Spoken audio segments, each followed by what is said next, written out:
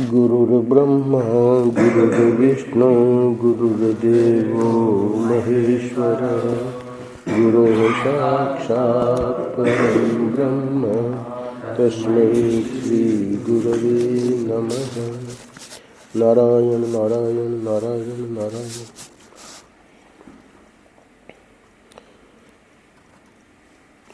11 जनवरी भक्ति का स्वभाव। आज का पृष्ठ लिया गया है चारु चिंतन।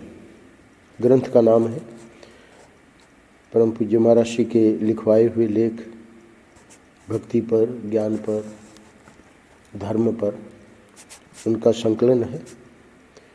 तो भक्ति वाले लेख में ये भक्ति का स्वभाव अभी पिछले 10 दिनों में हम लोग देख रहे हैं कि हमारा श्री के जो भी पृष्ठ हम लोगों ने किए, क्या हम इतना भी नहीं कर सकते? साधना के मार्ग में चलो, प्रयत्न करो। तो ये सब हम कल्पना करें कि कोई साधक ये सब कर रहा है और ये करने के उपरांत भी उसको सफलता नहीं मिल रही। आज के पृष्ठ में प्रारंभ में महाराज श्री बताएंगे कि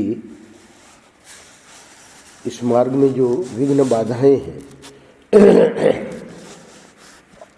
अनेक प्रकार की विघ्न बाधाएं हैं।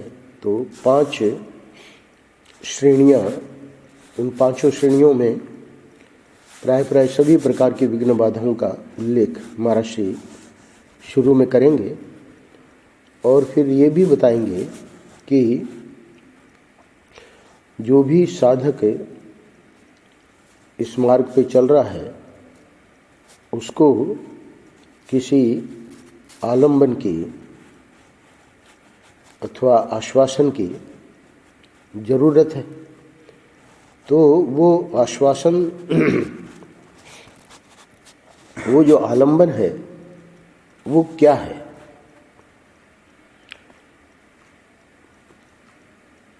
परम पूज्य महाराज श्री बताएंगे कि आलंबन है तो अवश्य, पर वो कौन है, क्या है, इसके बारे में भी सद्गुरु ही बताएंगे। तो उसका उत्तर है भागवत धर्म।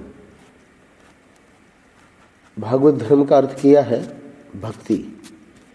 इसकी एकादश स्कंद में नव योगेश्वर में बड़ी विस्तार से चर्चा है भागवत धर्म की। यहाँ आज के पृष्ठ में बड़े संक्षेप में हम भक्ति के स्वभाव के बारे में, यानी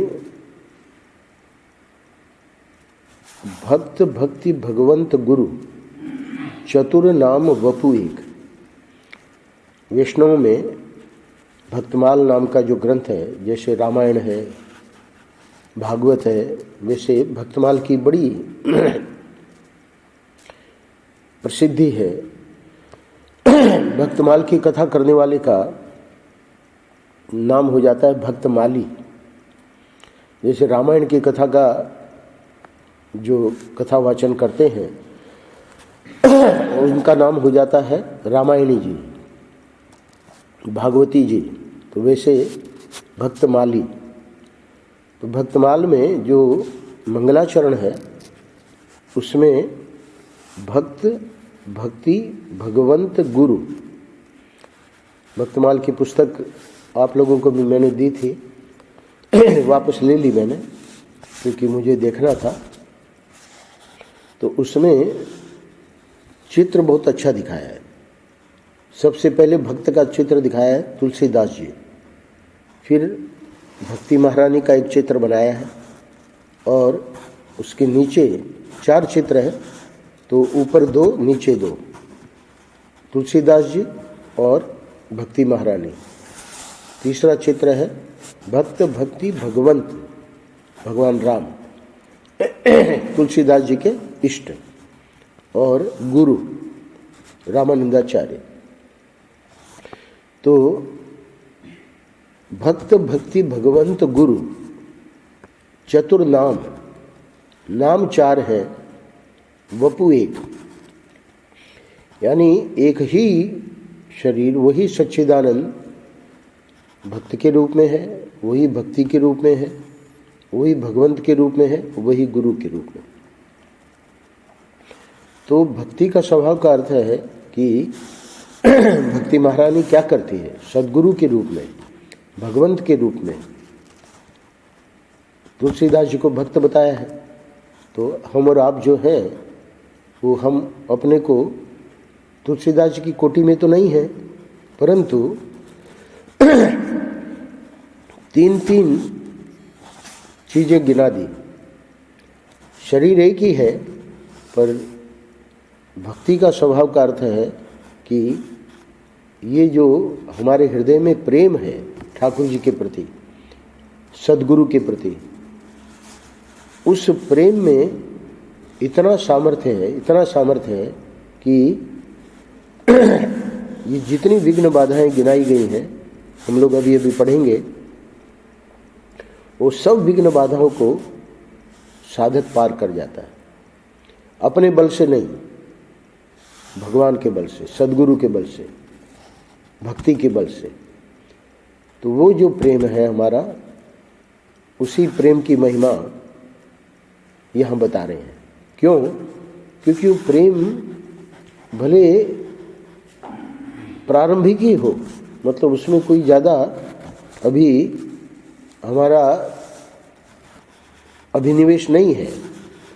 प्रेम तो संसार का ही है, हम कल्पना करें, परंतु वो संसार में भी, जैसे कल मैंने बताया स्वामी राम सुखदास जी का, कि जब भी संसार में जाओ ठाकुर जी को साथ में लेके चलो।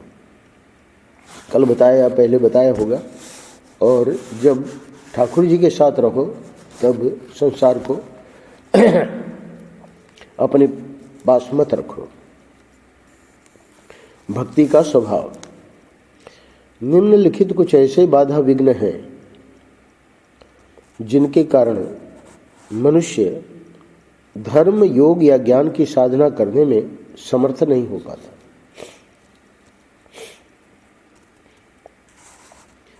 प्रथम वाक्य में आप ध्यान देंगे, भक्ति को नहीं गिनाया है, भक्ति की साधना को नहीं गिनाया है। क्यों नहीं गिनाया? जानबूझकर। धर्म, योग और ज्ञान की साधना कोई कर रहा है तो वो देखता है कि उसमें बहुत सारे विघ्न बाधाएं आती हैं। आप कहेंगे भक्ति की साधना को क्यों नहीं गिनाया? तो भक्ति की साधना जो कर रहा है तो उसको तो पहले से ही वो आलम्बन प्राप्त है। नंबर 1, मानसिक दुर्बलताओं के कारण पग पग पर वासना के वशीभूत होकर दुष्चरित्रता के गर्त में गिरना। सबसे जो प्रथम चीज गिनाई है वो है वासना, और ये जो वासना है उसके वशीभूत होकर दुष्चरित्रता कहिए, क्रोध कहिए, लोभ कहिए,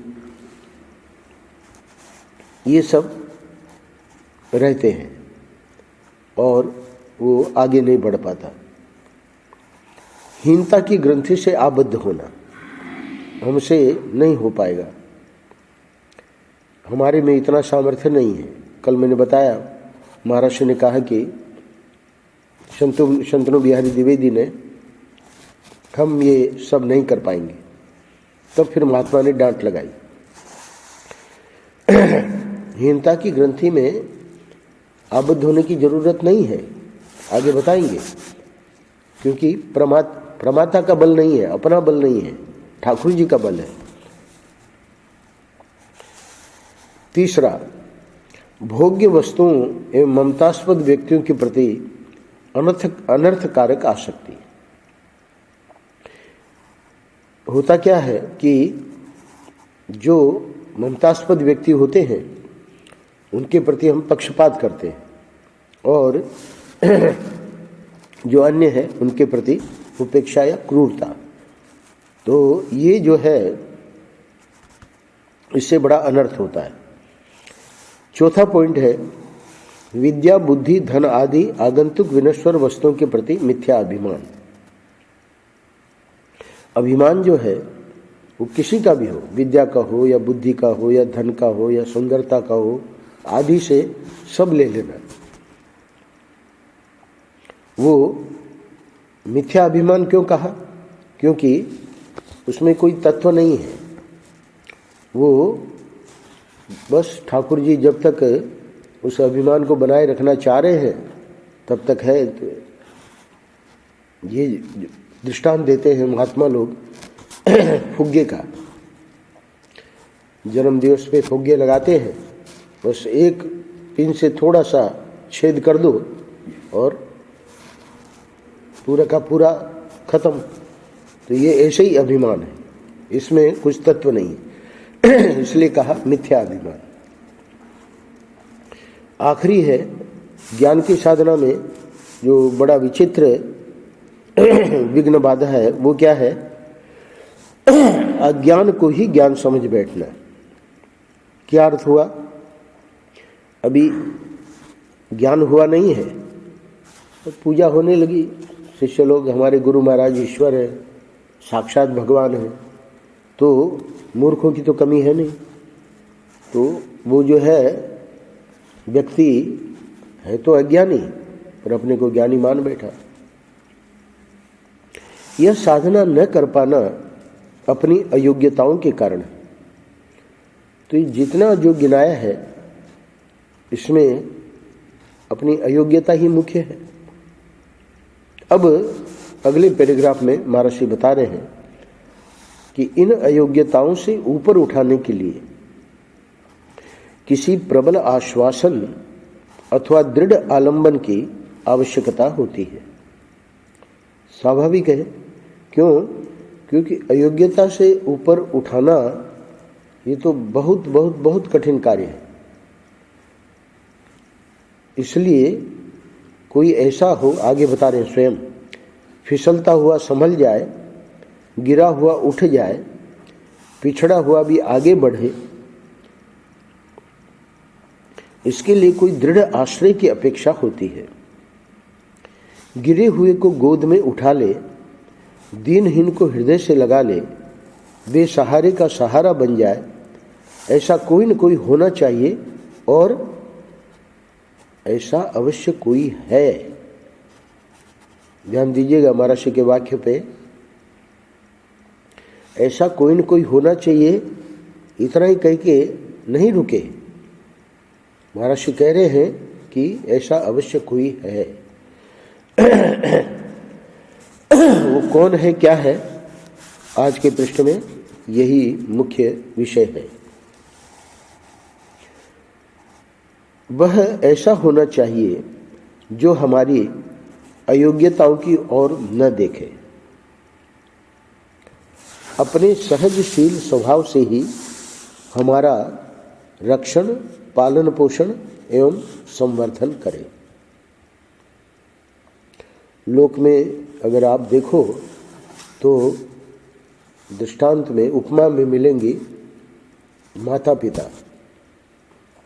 माता पिता जो हैं वो कैसे बच्चे का संवर्धन करते हैं, तो उन माता पिता के भी जो माता पिता है, त्वमेव माता च पिता त्वमेव, उन ठाकुर जी का तो फिर कहना ही क्या, सदगुरु का तो फिर कहना ही क्या।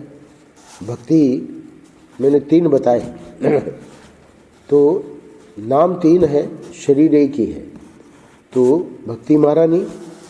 देखिए, मनुष्य की इसी आशा की पूर्ति के लिए भागवत धर्म अथवा भक्ति प्रकट हुई है। उसको भागवत धर्म कहो अथवा भक्ति कहो, एक ही बात है। अब इस अंतिम पैराग्राफ में उसके बाद एक पंक्ति है, महर्षि बताएंगे कि भागवत धर्म में हमको क्या करना है। नहीं, 2 पैराग्राफ है, तो हमको क्या करना है, और अंतिम पैराग्राफ में बताएंगे कि वो भक्ति क्या करती है। भागवत धर्म में हमारे द्वारा चाहे जो भी कर्म हो वह भगवान के प्रति अर्पित होना चाहिए। कर्म विशेष का नियम नहीं है, समर्पण भाव की विशेषता है। फला फला कर्म ही हम समर्पित करें ऐसा नहीं, कर्म विशेष का नियम नहीं है। जो भी कर्म हो समर्पण की विशेषता है, समर्पण भाव की विशेषता है।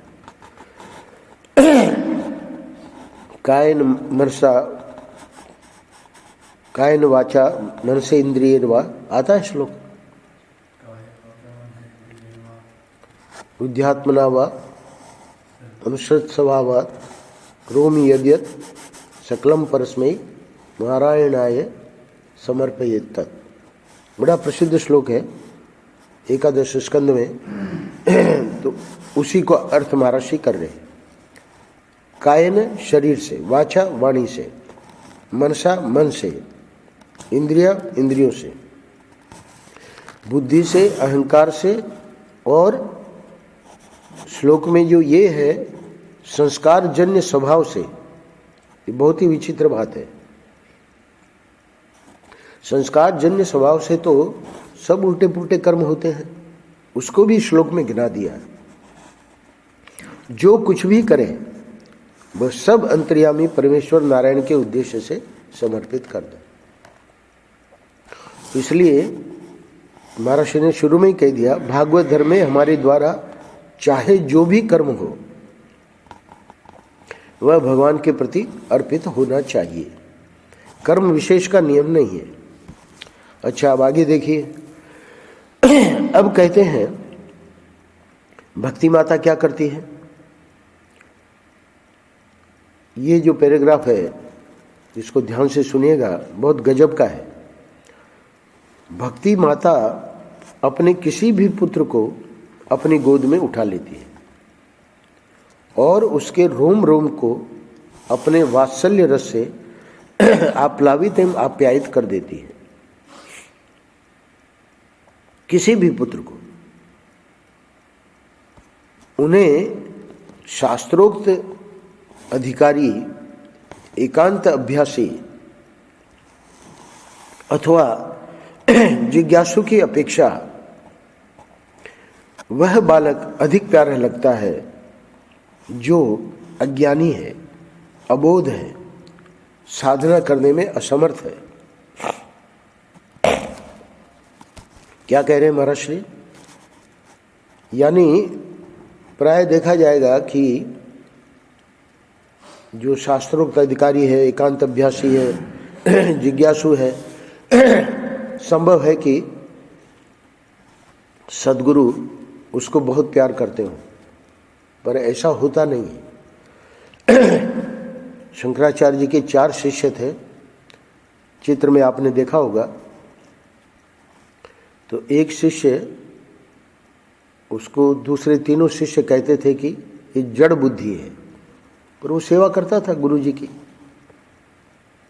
भगवान शंकराचार्य, शिष्य लोगों का आश्चर्य होता था कि अब ये तीनों आ गए हैं, पर वो पाठ शुरू नहीं करते थे जब तक वो चौथा नहीं आता था जो सेवा करता था, तब तक पाठ शुरू नहीं करते। बड़ी विचित्र बात है। तो एक दिन उन तीनों शिष्यों ने, जो अपने को बहुत विद्वान मानते थे, कह दिया कि वो समझता तो है नहीं, आप पाठ क्यों नहीं शुरू करते। तो उन्होंने ऐसी लीला करी, भगवान आदि शंकराचार्य जी ने। शिष्य सेवा करके आया, थोड़ा विलंब हो गया उसको, संस्कृत में पूछा कि तुम कौन हो। तो उसने जो उत्तर दिया,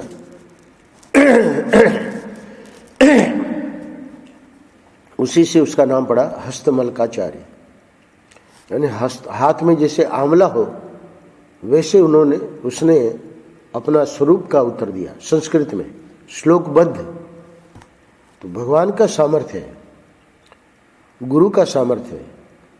तो गुरु भक्ति माता को शास्त्रोक्त अधिकारी, एकांताभ्यासी अथवा जिज्ञासु की अपेक्षा वह बालक अधिक प्यारा लगता है जो अज्ञानी है, अबोध है, साधना करने में असमर्थ है, एकांत होने पर रोता है, डरता है, जिसे मुक्ति नहीं चाहिए, प्रेम माधुरी का बंधन ही जिसको भाता है। वह कभी कभी अपनी माता को भी भूल जाता है परंतु माता उसे नहीं भूलती। आज के प्रश्न में महाराज श्री बताएंगे कि यह है प्रमेय का बल। एक है प्रमाता, प्रमाता यानी मैं।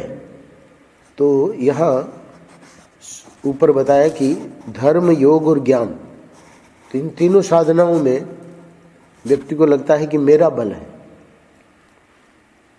पर इन तीनों के कह रहे हैं कि आगे चल के एक पृष्ठ आवेगा कि मुख्य रूप में साधना अपनी यही रखो जो तुम कर रहे हो, पर भक्ति को भी साथ में लेके चलो। और जो भक्ति की जिसकी मुख्य साधना है उसके लिए तो कुछ कहना ही नहीं है। तो ये भक्ति की विशेषता है, सद्गुरु की विशेषता है ना। इसलिए अभिमान आया। विघ्न बाधा में विद्या, बुद्धि, धन आदि आगंतुक विनश्वर वस्तुओं के प्रति मिथ्या अभिमान। ये अभिमान उन तीनों का खत्म हो गया, क्योंकि वो उसको बिल्कुल उसकी उपेक्षा करते थे, उसकी हंसी करते थे, उपहास करते थे। तीनों को अपने विद्या का बड़ा मिथ्या अभिमान था। तो भगवान शंकराचार्य जी ने दोनों काम किए, उनके मिथ्या अभिमान को भी दूर कर दिया और ये भी दिखाया कि प्रमेय का बल क्या है, सद्गुरु का बल क्या है। तो वही बात याद रखना, भक्ति महारानी कहो, भगवंत कहो या गुरु कहो। भक्त, भक्ति, भगवंत, गुरु चतुर नाम बपु एक, इनके पद वंदन किए नाशे विघ्न अनेक। बस एक ही मंगलाचरण है। धर्म सम्राट करपात्री जी महाराज ने कहा है कि इस मंगलाचरण के बारे में कि ये भक्तमाल का जो मंगलाचरण है, इसमें हमारे वेदांत के सब रहस्य भरे हुए हैं। कितना जबरदस्त ये मंगलाचरण है। तो अभी अभी हमने महाराज के श्रीमुख से, महाराज की लेखनी से ये पढ़ा कि भक्ति माता को कौन सा बालक पसंद है, क्योंकि शास्त्रोक्त अधिकारी वो तो अपना कर ही लेगा, है ना। और जब अभिमान आएगा तो अभिमान को हटा देंगे, अगर उसका समर्पण है तो उन तीनों का समर्पण था, ऐसा नहीं था, पर अभिमान जो था वो ही विघ्न था, वो हटा दिया। और चौथा जो था तो ठाकुर जी यानी सद्गुरु के प्रति पूर्ण समर्पित था। तो ये कहते हैं कि माता अपने अबोध शिशु पर करुणा की गंगा बहा देती है। भगवती भक्ति जब देखती है कि हमारा शिशु मलिनता से लथपथ हो रहा है, आग में हाथ डालने जा रहा है, अहंकार ममकार की विघ्न बाधा से व्यथित हो रहा है, तब वह माँ के समान ही उस पर छा जाती है और अपनी स्नेह माधुरी से उसको निर्मल बना देती है, कुमार्ग से बचा लेती है, उसके तन मन में मुस्कान भर देती है। फिर से देखिए क्या कह रहे महाराज। माता अपने अबोध शिशु पर करुणा की गंगा बहा देती है। ये करुणा हमको आपको चाहिए, तो हम लोगों को करना क्या है, बस भागवत धर्म की परिभाषा कर दी महर्षि ने। जो भी कर्म हम करें भगवान के प्रति अर्पित होना चाहिए। तो उससे क्या होगा कि गलत कर्म अपने आप छूट जाएंगे, क्योंकि गलत कर्म करने में, गलत कर्म को अर्पण करने में हमको संकोच होगा। तो इसलिए भागवत धर्म की जो परिभाषा है वो इतनी बेजोड़ है कि इसी में हमारा धीरे धीरे शनै शनै ऐसी विधा बन जाएगी कि अपने आप पाप कर्म छूटते जाएंगे। अब उससे फिर क्या हो रहा है, कह रहे हैं कि ये जो करुणा की गंगा हमारे ऊपर बह रही है, ऐसा नहीं है कि जब कुछ करेंगे तब बहेगी। अभी हम इतना प्रेम हमारा नहीं भी है तब भी वो करुणा की जो धारा है भक्ति महारानी की वो बह रही है। हम उसका अनुभव नहीं कर पाते। अनुभव कब करेंगे, जब हमको समझ में आएगा कि हमारे में इतनी अयोग्यता है फिर भी हमको ठाकुर जी अपनाए हुए हैं। भगवती भक्ति जब देखती है कि हमारा शिशु मलिनता से लथपथ हो रहा है, आग में हाथ डालने जा रहा है, अहंकार ममकार की विघ्न बाधा से व्यथित हो रहा है, तब वह माँ के समान ही उस पर छा जाती। तो महाराज ने ऊपर कहा था कि दृढ़ आलंबन की आवश्यकता है ना। ये देखिए अपने आप यहाँ आ गया। अब जब वो आलंबन आया तो उससे क्या हुआ, अपनी स्नेह माधुर्य से उसको निर्मल बना देती, मलिनता निकल गई, कुमार्ग से बचा लेती है। कई बार हम देखते हैं कुछ गलती होने जा रही है, तुरंत हम रुक जाते हैं, तो कुमार्ग से बचा लिया, उसके तन मन में मुस्कान भर देती है। फिर कितना आनंद आता है जब देखते हैं कि किसी, फिर ये भी ध्यान में आता है कि ठाकुर जी ने ऐसा किया, हम तो कुछ गलत सलत बोलने जा रहे थे, है ना, पर ठाकुर जी ने रोक दिया। तो अंदर ही अंदर आनंद आ जाता है। वे नासमझ को ज्ञान देती हैं, मलिन को स्वच्छ करती हैं, पीड़ित को सुखी करती हैं। वे अबोध को संभालती हैं, मलिनता दूर करने में रुचि लेती हैं, स्वयं मुस्कान बिखेर कर बच्चे के मुख कमल को भी विकसित कर देती है। तो ये सब हमारे साथ हो रहा है, इसको हमें पहचानना है। ठाकुर जी ये सब कर रहे हैं हम सब लोगों के साथ, पर हम जब उसको पहचानने लगेंगे तब हमारा प्रेम और बढ़ेगा। रोते को चुप कराती है, चुप को हंसाती है, भूखे प्यासे को तृप्त करती। अब ये जो अंतिम दो वाक्य हैं, इन्हें भगवान के किसी रूप से, किसी शिशु से और किसी लीला से कोई परहेज नहीं है। ध्यान दीजिएगा, पूरा का पूरी सृष्टि है वो भगवान ही इस रूप में है। तो भक्ति महारानी की क्या विशेषता है कि भक्त भक्ति भगवंत गुरु। तो भक्ति महारानी भगवंत और गुरु ये तीन नहीं है, एक ही है। इसलिए भगवान के किसी रूप से एक बात और किसी शिशु से ऊपर बता दिया। शिशु अबोध शिशु हो, है ना, तब भी, मलिनता से लथपथ हो तब भी, कोई भी शिशु कैसा भी क्यों ना हो, और किसी लीला से।